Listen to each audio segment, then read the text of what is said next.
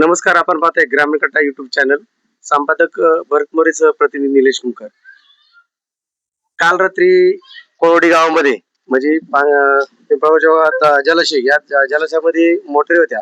त्या मोटरीच्या केबली चोरीला गेल्या आणि त्या केबली चोरी जात असताना काही शेतकरी ओतूर पोलीस स्टेशनला आलेले आहेत आणि त्यांनी आपली जी कंप्लेंट आहे ती दिलेली आहे.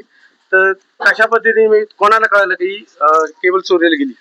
सकाळी सर्वात पहिलं पाण्यातली मोटर आहे ना, पाणी आहे का नाही पाहण्यासाठी मी धरणावरती गेलो होतो.